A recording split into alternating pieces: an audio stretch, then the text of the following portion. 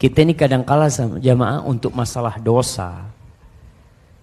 Ya, banyak orang terjebak dalam dosa, tapi merasa nggak dosa. Apa penyebabnya? Seperti kebanyakan umat Islam yang makan riba. Dia kerja riba, mobilnya riba, motornya riba, HP-nya riba. Terus apa lagi? Rumahnya udah. Istrinya mungkin riba juga. Dia juga ngutang untuk mahar istrinya. Banyak di antara mereka yang tidak merasa itu dosa. Enggak merasa itu dosa.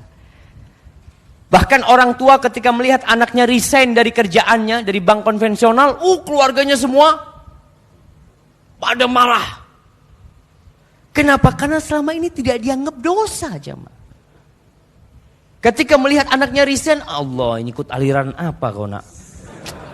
Ya Allah jemaah, hada dinuna, hada Islam. Udahlah nak, kau jangan ngaji sama yang jenggot-jenggotan itu. Aduh, sesat kau nanti nak sama dia. Dari selama ini kau nyaman hidup, punya mobil, punya motor. Sejak kau ikut kajian itu jadi miskin kau. Subhanallah jemaah. Betul jemaah. Itu orang tidak merasa dosa, kenapa? Karena tidak ngerti, nggak paham. Gimana kita mau menghisap diri kita kalau kita nggak paham mana yang dosa, mana yang pahala? Kita nggak ngerti nih. Kita hanya ikut perasaan. Contoh nih, kadangkala ada seorang keponakan, dia selalu salaman, ciuman, dicium sama istri pamannya. Karena selama ini Ustaz, ana pikir istri paman ana kan mahram buat ana. Dari mana istri pamanmu jadi mahram? Ya kan seperti paman ana loh Ustaz. Enggak. Di sini dibutuhkan ilmu untuk melihat. Oh ternyata yang ini dosa. Ini nih yang pahala. Ana kira ini dapat pahala, ternyata enggak. Sebagian umat Islam tidak pakai jilbab. Nah, masih kita lihat. Ketika ditanya, kenapa bu kok nggak pakai jilbab? Kan ada fatwa yang mengatakan jilbab tidak wajib. Nah, berarti kan dia melepas jilbabnya tidak merasa itu dosa. Tapi ada orang yang dikatakan, mbak kok nggak pakai jilbab? Doakan Ustadz, mudah-mudahan saya dapat hidayah, saya kepingin pakai jilbab. Ini nggak apa-apa. Yang tadi itu yang pertama dia meninggalkan jilbab dengan ilmu. Karena ada fatwa yang mengatakan jilbab tidak wajib. Kalau yang kedua karena dia belum mampu pakai jilbab. Tapi dia tahu, ana tahu Ustaz, seharusnya seorang muslimah itu pakai jilbab, ana faham Ustaz.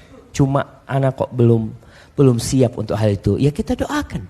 Tapi kalau yang pertama, ya mau gimana, dia merasa udahlah orang ada fatwa seperti itu.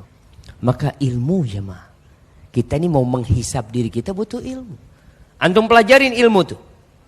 Mana yang wajib, mana yang sunnah, mana yang haram, mana yang mubah. Perlu kita pelajarin, perlu.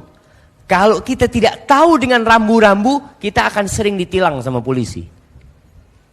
Antum orang tuh kalau datang dari luar kota, nggak tahu dengan rambu-rambu yang ada di kota itu, tahu-tahu dapat 100 meter ditilang. Ntar 500 meter ditilang lagi. Allahu Akbar. Kenapa aku ditilang terus? Ya, Bapak tahu ini larangan. Oh, saya nggak tahu Pak. Saya dari luar kota. Ya, Bapak kan punya SIM. Bapak berarti sudah belajar? Iya Pak, saya SIM-nya bayar Pak. Masya Allah.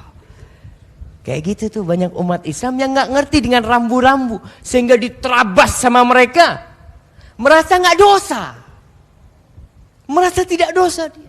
Tapi ketika berilmu, kenapa Allah katakan innama yakhsyallaha min ibadihi al-ulama. Yang takut sama Allah di antara hamba-hambanya siapa? Para ulama. Orang yang ngerti, yang faham. Dia baru takut. Antum ketika tahu di depan sana ada polisi yang jaga. Antum pakai seat belt enggak? Masya Allah. Langsung dipasang. Kenapa mas? Ada bapak polisi. Kelihatan itu tuh, kelihatan. Tapi orang yang tidak punya ilmu, dia tenang. Tahu-tahu kiri. Allah, kenapa kiri? Oh, bapak nggak pakai seatbelt. Allah Akbar. Ilmu jemaah. Maka untuk hisab diri kita nih, kita harus belajar.